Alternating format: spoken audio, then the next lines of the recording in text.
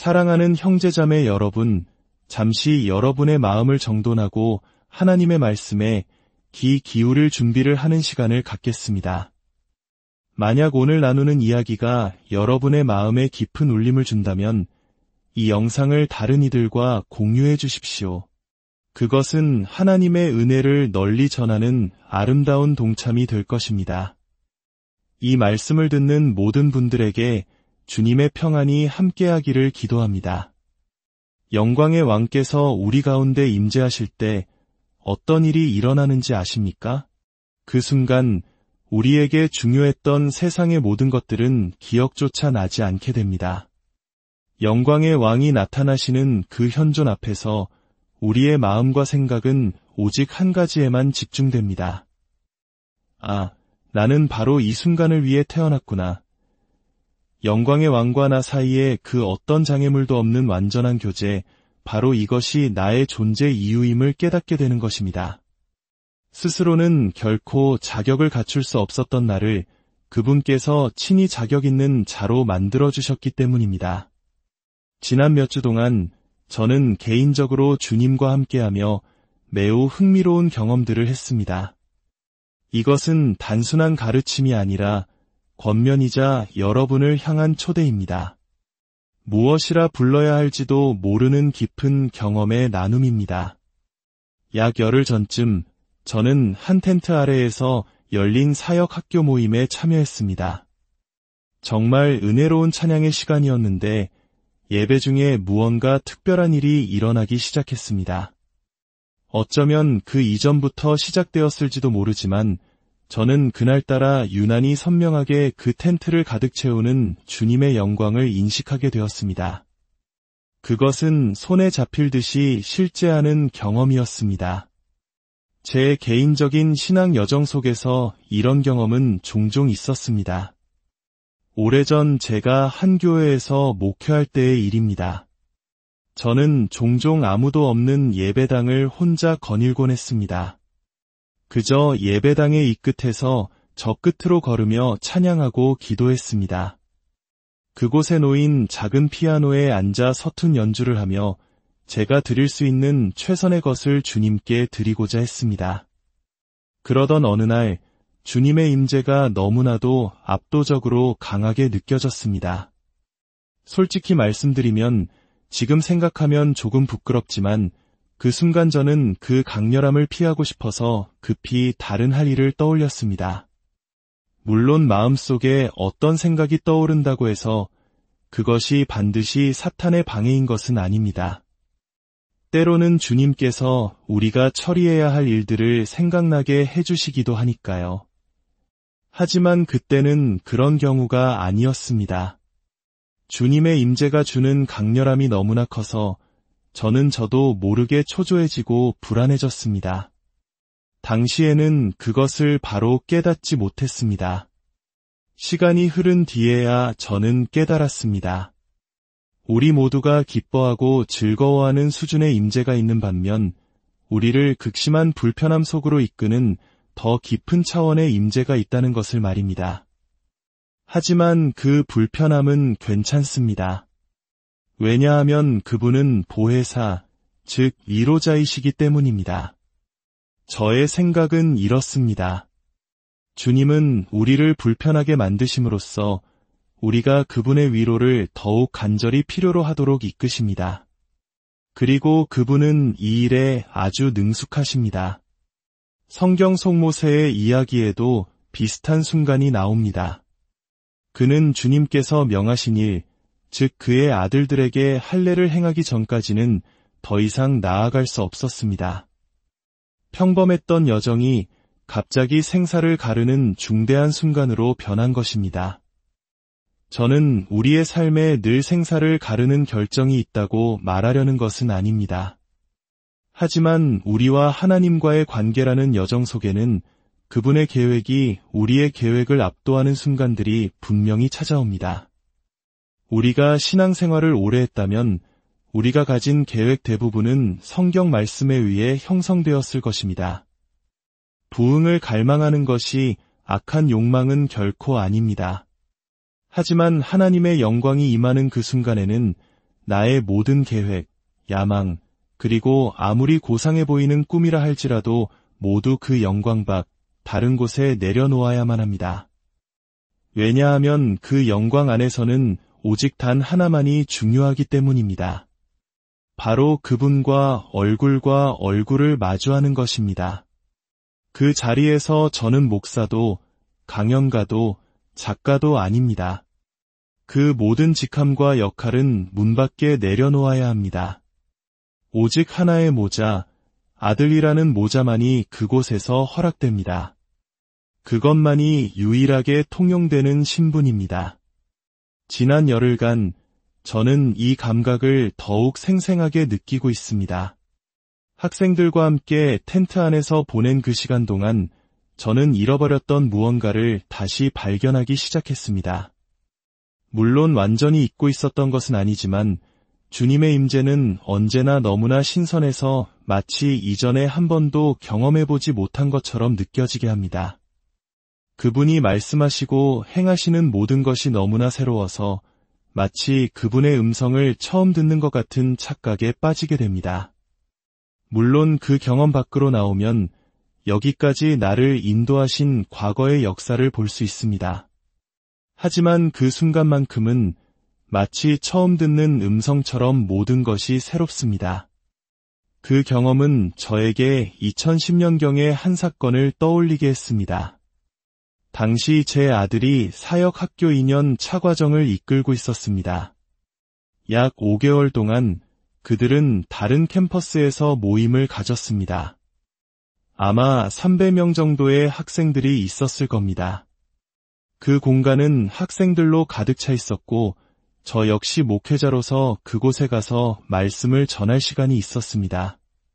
그런데 그 5개월 동안 정말 기이한 경험을 했습니다. 제가 그 방에 들어설 때마다 마치 살아있는 구름 속으로 걸어 들어가는 것 같았습니다. 안개가 아니었습니다. 그것은 생명 그 자체 속으로 너무나 놀랍고 압도적인 수준의 생명 속으로 걸어 들어가는 경험이었습니다. 저는 뒤쪽에 자리를 잡고 앉곤 했습니다. 제 아들이 앞에 있었지만 그 공간의 분위기는 위대한 찬양팀이 이끄는 그런 종류의 것이 아니었습니다. 물론 찬양도 중요하고 주님께서 사용하시는 귀한 도구입니다. 하지만 이것은 달랐습니다. 마치 하늘의 성가대 지휘자이신 성령님께서 직접 그 방에 들어오셔서 무언가를 지휘하고 계시는 듯했습니다. 아들 옆에 앉으면 아들은 저를 쳐다보며 어떻게 할까요? 라고 묻는 듯한 눈빛을 보냈습니다. 그러면 저는 고개를 저으며 말했습니다. 나는 이것에 손댈 수 없다. 나는 할 말이 아무것도 없다. 하나님의 영광 안에서는 그럴 때가 있습니다. 물론 그 압도적인 예수님의 임재 속에서 주님의 말씀이 선포되는 놀라운 순간들도 있습니다. 저는 결코 가르침이 불필요하다고 말하는 것이 아닙니다. 하지만 그 5개월은 그런 시기가 아니었습니다. 그저 방에 들어서는 것만으로 충분했습니다. 내가 어떤 부담감을 가졌든 어떤 비전이나 설교에 대한 열망이 있었든 그 살아있는 임재의 구름 속에서는 아무것도 중요하지 않았습니다. 정말 이상하게 들리겠지만 그것들은 그저 중요하지 않았습니다. 그 기간 동안 제가 실제로 몇 번이나 말씀을 전했는지 기억나지 않습니다. 아마 거의 없었을 겁니다. 하지만 저는 그곳에서 예수님을 확실히 만났습니다. 사람들을 통해서도 하나님의 사랑을 만났습니다. 예수님께서는 내가 저들을 하나 되게 하기 위하여 내게 주신 영광을 저들에게 주었나이다 라고 말씀하셨습니다. 하나님의 영광 안에는 모든 사람을 완벽하게 하나로 만드는 무언가가 있습니다. 그것은 노력이나 결심으로 이루어지는 것이 아닙니다. 영광 안에서 우리는 자연스럽게 하나가 됩니다. 왜냐하면 우리는 바로 그것을 위해 창조되었기 때문입니다. 내 안의 모든 것, 그분에게서 온 나의 모든 부분은 그 영광 안에서 흠없이 들어맞도록 설계되었습니다. 거듭난 모든 신자는 하나님을 인식하고 그분께 반응하도록 연결되어 있습니다. 그리고 그 반응의 일부가 바로 순종입니다. 주님의 임재 안에서 순종은 세상에서 가장 자연스러운 일입니다. 이사야 6장을 상상해 보십시오. 이사야는 높이 들린 보좌에 앉으신 주님을 봅니다. 성전에 가득한 그분의 옷자락, 압도적인 임재의 세례 속에서 그는 하나님의 음성을 듣습니다. 하나님께서는 이사야에게 직접 말씀하신 것이 아니라 하늘에서 이렇게 말씀하십니다. 내가 누구를 보내며 누가 우리를 위하여 갈꼬? 보십시오. 하나님의 영광은 단순히 우리가 그 안에서 충만함을 느끼고 축복받고 떠나는 것이 아닙니다. 그것은 우리에게 깊은 영향을 주어 우리가 우리 주변의 모든 것에 영향을 미치게 하기 위함입니다. 주님께서 누구를 보낼까 물으셨을 때 이사야는 즉시 내가 여기 있나이다. 나를 보내소서 라고 대답합니다. 저는 사람들이 진정으로 하나님의 영광 안에 있는지 아닌지를 알 수 있습니다. 그들은 섬기고 싶어 하기 때문입니다. 물론 영광 안에 있지 않아도 섬기고 싶은 마음을 가질 수 있습니다. 하지만 하나님의 영광 안에서 섬길 때 우리를 움직이는 것은 하나님의 마음입니다. 나의 사역 목표나 나의 은사가 드러나고 인정받으려는 싸움 같은 것들은 모두 죽어 없어집니다. 그 순간에는 너무나 하찮은 것이 되어 차마 입에 담기조차 부끄러워집니다. 그 순간 당신이 아는 것은 오직 하나뿐입니다. 내 심장이 그분의 심장 박동 소리를 듣고 있고 그분의 심장 박동이 나의 것이 되었구나. 무언가 바뀌었고 삶을 보는 관점이 달라진 것입니다. 지난 주일 밤 학생들과 함께했던 텐트 안에서 저는 그 5개월 동안의 경험이 어제 일처럼 다시 생생하게 살아나는 것을 느꼈습니다. 어쩌면 우리는 텐트를 위해 지어졌는지도 모릅니다. 잘은 모르겠습니다. 하지만 지난 주일 밤 저는 다시 한번 그 영광을 경험했습니다. 그분이 거기에 계셨습니다. 그것이 바로 영광입니다. 눈에 보이게 나타나시는 예수님의 임재, 그분이 그냥 그곳에 계셨던 것입니다. 물론 어떤 분은 그분은 지금도 여기 나와 함께 계시잖아요 라고 말할 것입니다. 맞습니다.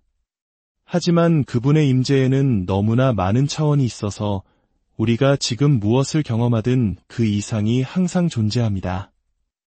그리고 더 많은 것을 얻는 열쇠는 바로 지금 주어진 것을 잘 관리하는 것입니다.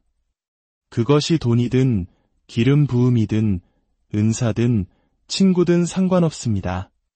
증가의 열쇠는 언제나 당신이 가진 것을 잘 관리하는 데 있습니다. 제 삶에는 앞서 말했듯이 그 작은 산골짜기 예배당에서 주님의 임재와 영광이 너무나 강하게 임하여 제가 오히려 불안해하며 다른 할 일을 찾았던 때가 있었습니다. 그것은 제 한계를 발견한 순간이었고 그 순간에는 아무런 영적 증가가 없었습니다. 그래서 우리는 계속해서 그 임재의 자리로 나아가야 합니다. 내 안에서 굴복해야 할 모든 것이 굴복하여 더 큰 임재를 담을 수 있도록 말입니다. 이것이 바로 주님께서 우리를 이끄시는 여정입니다. 그분은 우리를 단 하나의 길, 하나의 목표를 향해 이끌고 계십니다. 구약의 학개서 2장에는 이런 말씀이 있습니다. 제가 처음 이 말씀을 읽었을 때의 충격을 잊을 수 없습니다. 학개 2장 9절입니다. 이 성전의 나중 영광이 이전 영광보다 크리라. 하나님께서 주관하실 때 영광은 언제나 증가합니다. 하지만 우리가 주도권을 잡으면 우리는 그저 과거에 일어났던 일에 대한 기념비를 세울 뿐입니다. 우리의 신학, 경험, 습관 속에 과거를 가두어 버립니다. 그러나 주님의 임재 안에는 항상 확장되는 무언가가 있습니다. 그것이 바로 하나님의 영광이라 불리는 손에 잡히지 않지만 항상 깊어지는 실체입니다. 저는 우리가 결코 이 여정의 끝에 도달하지 않으리라 생각합니다. 천국은 아마도 그 영광 속으로 더 깊이 들어가는 끝없는 여정이 될 것입니다. 한계는 없습니다. 역대하 5장에는 솔로몬 성전의 봉헌식 이야기가 나옵니다. 다윗 왕은 예배의 전환이 필요함을 감지했습니다. 그는 율법에 드러나지 않은 하늘의 실제를 보았습니다. 하나님께서 황소와 염소의 피에 관심이 있는 것이 아니라 상한 심령과 통회하는 마음, 입술의 열매, 즉 감사와 찬양의 제사를 원하신다는 것을 깨달았습니다. 하나님은 사람들이 자기 자신을 제물로 제단 위에 올려놓기를 찾고 계셨습니다. 그의 아들 솔로몬이 왕이 되어 성전을 건축했습니다. 봉헌식 날 레위인들과 찬양대 120명의 제사장들이 트럼펫을 불며 한자리에 모였습니다. 그들의 옷은 흰 세마포였습니다. 땀을 흘리게 하는 양털 옷을 입을 수 없었는데 이는 하나님의 임재 앞에서 인간의 어떠한 노력이나 행위도 용납되지 않음을 상징합니다. 모든 것은 은혜로 말미암아야 했습니다. 역대하 5장 13절과 14절은 이렇게 기록합니다. 나팔 부는 자와 노래하는 자들이 일제히 소리를 내어 여호와를 찬송하며 감사하는데 여호와의 전에 구름이 가득한지라 제사장들이 그 구름으로 말미암아 능히 서서 섬기지 못하였으니 이는 여호와의 영광이 하나님의 전에 가득함이었더라. 수많은 연주자와 찬양대가 이스라엘 백성이 아닌 오직 한 분의 청중 바로 하나님을 위해 연주하고 노래했습니다. 그들의 모든 소리가 하나가 되었을 때 기적처럼 구름이 임했습니다. 하나님의 영광이 성전을 가득 채웠고 제사장들은 서 있을 수조차 없었습니다. 그것은 자발적인 경배가 아니었습니다. 방금 들어오신 그분 앞에서 얼굴을 가릴 수밖에 없는 불가항력적인 굴복이었습니다. 놀라운 사실은 이 모든 일이 더 열등한 언약인 구약시대에 일어났다는 것입니다. 만약 그들이 하나님께 찬양하는 법을 겨우 배우던 그 시대에 이런 일이 일어났다면 새 언약 아래 있는 우리에게는 하나님께서 얼마나 더 큰 영광을 경험하도록 계획하셨겠습니까? 오래전 한 예언적인 찬양 속에서 주님은 이렇게 말씀하셨습니다. 내가 모세의 성막을 나의 영광으로 채우지 아니하였느냐? 내가 솔로몬의 성전을 나의 영광으로 채우지 아니하였느냐? 하물며 내가 내 손으로 직접 지은 너희를 얼마나 더 큰 영광으로 채우려 하겠느냐? 사랑하는 여러분, 주님은 지금 여러분을 짓고 계십니다. 우리가 어떤 꿈과 야망을 가졌든 이 모든 것은 하나님의 영광에 의해 깊이 영향을 받습니다. 이 모든 일은 어디로 향하고 있을까요? 저는 온 땅이 그분의 영광으로 가득 차게 되는 것이 그분의 목표라는 사실을 떨쳐버릴 수가 없습니다. 그리고 그 일은 순종한 사람들, 그분의 형상대로 지음받은 자들이 그분과 같은 마음으로 반응하여 이 땅에 그분의 뜻을 풀어놓을 때 이루어집니다. 이것이 바로 이 시대에 우리가 가진 특권입니다. 우리는 그분의 마음을 압니다.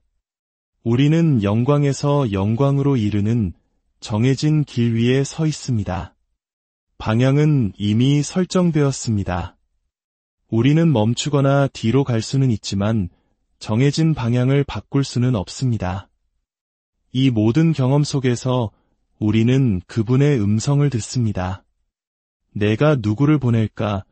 그리고 생각할 겨를도 없이 우리의 손이 올라갑니다. 어떤 사람들은 예배의 자리를 떠나고 싶지 않다고 말합니다. 저는 그들이 아직 그분을 제대로 보지 못했다고 생각합니다. 그분의 마음을 보고도 가고 싶어 하지 않는 것이 과연 가능할까요? 그분이 누구신지 압도적으로 깨닫는 그 순간 내가 가겠습니다. 무엇이든 하겠습니다. 주님께서 함께 가심을 믿습니다. 라고 고백하게 될 것입니다. 이것이 바로 온 땅이 그분의 영광으로 가득 차게 되는 방법일지도 모릅니다. 임재 안에 있던 사람들이 그 임재를 가지고 세상으로 나아가 변화를 일으키는 것입니다. 하나님께서 우리를 위해 무언가를 준비하고 계십니다. 그것은 당신이나 저에 관한 것이 아닙니다. 우리보다 훨씬 더 큰 무언가입니다.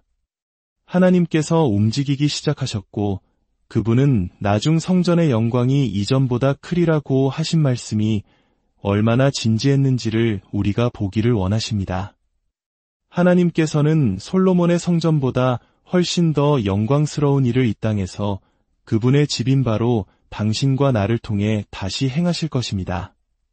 지금 이 순간 저는 하나님의 초대가 있음을 느낍니다. 우리를 향한 거룩한 불만족은 하나님이 주시는 선물입니다.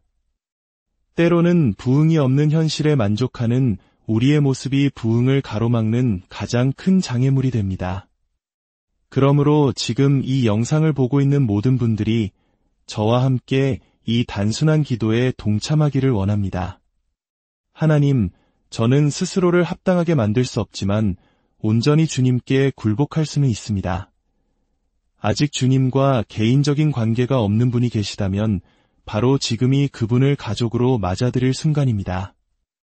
여러분의 가정에서 이전에는 결코 느껴보지 못했던 주님의 임재를 경험하게 될 것입니다. 마음으로 이 기도를 따라 하십시오. 하나님, 제 삶 전체를 주님께 드립니다. 주님께서 영광 받으시도록 제 안에서 기뻐하시는 모든 일을 행하여 주십시오. 제 이름이 아니라 주님의 이름이 높아지도록 제 가정과 삶 속에서 주님의 마음을 기쁘시게 하는 일을 이루어 주십시오. 성경은 하나님께서 나는 그들의 하나님이라 불리는 것을 부끄러워하지 아니하노라라고 말씀하신다고 기록합니다. 영광의 주님께서 여러분의 가정 위에 서서 존재하는 모든 것을 향해 나는 이들의 하나님이라 불리는 것을 부끄러워하지 않는다 라고 외치시는 모습을 보고 싶습니다. 아버지 하나님, 이 시간 기도합니다. 이 압도적인 임재의 감각을 사용하여 우리를 가르쳐 주시고 훈련시켜 주십시오. 우리가 다시는 주님 외에 다른 어떤 것에도 만족하지 않게 하소서. 모세처럼 우리도 이렇게 외치게 하소서. 주께서 친히 가지 아니하시려거든 우리를 이곳에서 올려 보내지 마옵소서. 주님의 임재가 우리를 다른 모든 이들과 구별짓는 표가 되게 하소서. 하나님, 이 땅의 모든 주님의 백성들을 주님의 영광으로 인쳐 주시옵소서. 우리의 꿈속에 찾아오셔서 주님께서 기뻐하시는 것을 가르쳐 주시고 우리의 마음과 생각의 분별력의 새로운 길을 열어주시옵소서. 당신을 알아볼 수 있는 우리의 능력을 확장시켜 주시옵소서. 영광의 하나님이 이 땅에 알려지는 것, 그것이 우리의 유일한 소원입니다. 이 모든 것을 우리와 함께 이루어 주시기를 간절히 초대합니다. 아멘. 만약 이 시간 예수님을 당신의 삶에 영접하셨다면 혹은 하나님의 부르심에 새롭게 반응하기로 결단하셨다면 댓글을 통해 다른 사람들과 그 기쁨을 나누어 주십시오. 우리 모두가 왕 되신 예수님과 지속적인